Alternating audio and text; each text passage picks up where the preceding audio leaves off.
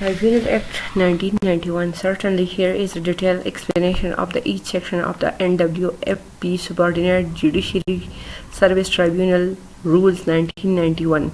Section 1, short title and commencement. This section states that these rules are called the NWFP Subordinate Judiciary Service Tribunal Rules 1991. It also specifies that they come into the force immediately upon their enactment. Section 2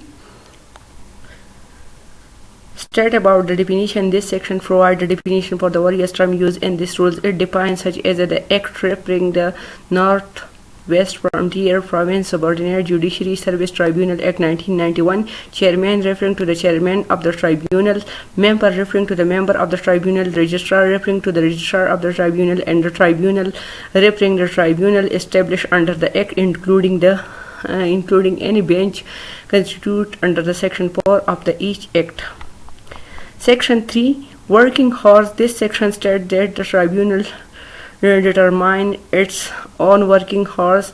It means that the tribunal has the authority to decide when it will hold its sitting and operate during the days. Section 4, holidays. This section specifies that the tribunal observe the holidays that are notified by the government.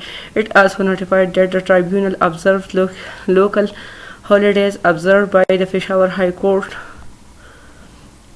Section 4, holidays. This section specifies that the tribunal observes the holidays that are notified by the government. It also mentioned that the tribunal observes the local holiday observed by the Peshawar High Court in the Peshawar. The section 5, sitting of the tribunal. According to this section, the tribunal holds its sittings in the Peshawar. It established the location where the tribunal conducts its proceedings. Section 6, proceeded to prepare appeal. This section outlines the procedure for the filing an appeal while the tribunal. It explains that an appeal can be sent by the register post or presented to the registrar in the person or the thoughts any educated during the working hours. This section also details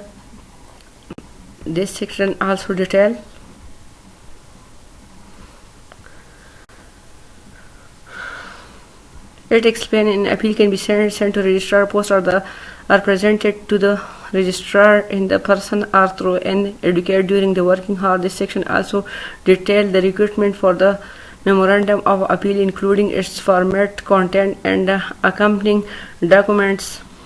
Section 7, scrutiny of the appeal. In this section, the role of the registrar is described. The registrar is responsible for the scrutiny every memorandum of the appeal received by the post or presented to them. This determines whether the memorandum is in the order or meet the requirements set forth in the rules. It is the memorandum is not in the order, the registrar return it to the applicant and their advocate for the amendment. This tribunal may pass appropriate order if the applicant fails to amend the memorandum within the specific period of time. The Section 8, admission of the time barred appeal. This section deals with the appeals that are filed after the prescribed limitation period. It allows for the admission of such a appeal if the appellant can satisfy the Tribunal Act there was a sufficient cause for the delay. The tribunal has the final authority to decide whether to admit the appeal based on the sufficiency of the cause presented. Section 9, fixation of the dates of the hearing. According to the section, the tribunal determines a date for the hearing of the appeal. This tribunal may and this section address the financial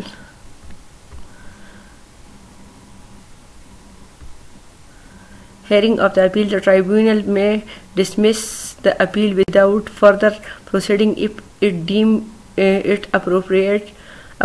Once the date is the fixed, notice of the admission and the hearing are issued in the appellant, respondent, and any other relevant parties. The cases are generally heard in the order of their admission unless directed otherwise by the tribunal. Section 10 is about the deposit of the security, etc. This section addressing the financial aspect of the appeal process. The appellant is required to deposit cash security for the cost of the serving notice on the respondent. If the appellant failed to opposite the required amount within the 10 days of the admission of the appeal, the tribunal may dismiss the appeal. Section 11, service of the notice. This section outlines the procedure of the serving notice on the parties involved in the appeal. Notice may be served by the registrar force or any other manner directed by the tribunal. This notice may be accompanied by the copy of the memorandum of the appeal and all relevant documents. In certain cases, the tribunal may require the publication of the notice in the newspaper alongside the postal service of the notice. In the accordance with these provision is considered effective even if the party did not provisionally receive it. Section 12 is about the submission of the objection. In this section, the process for the submission written appeal by the respondent is explained. Respondent must send their written replies to the registrar via register post or deliver them personally or through an advocate. This reply should be concise, correctly written, and accompanied by the copies of the relevant documents. Sparse copies of the reply along with the supporting documents must also be provided for the tribunal use. Section 13, the determination of the question. This section deals with the process of the determining the question raised during the appeal. Generally, questions are decided based on the affidavits and the documents supported by the affidavits. However, the tribunal has the authority to decide whether the additional evidence is necessary and can allow for other form of the evidence if it deem it appropriate. This party affected by the affidavit may have the opportunity to cross-examine the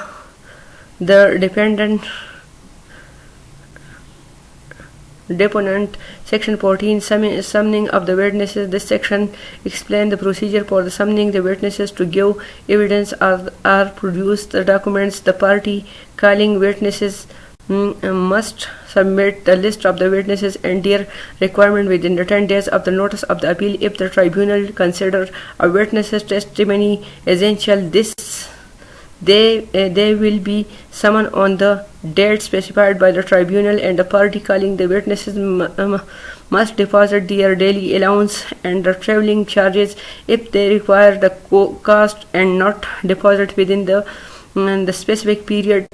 The application for the submitting the witnesses may be deemed rejected. Section 15, evidence of the witnesses. The section focus on how the evidence of the witnesses is recorded during the proceeding. The tribunal takes down the evidence usually in the form of the narrative under the supervision. The tribunal may also make remarks regarding the demeanor of the witness during their examination. So thank you so much for watching video.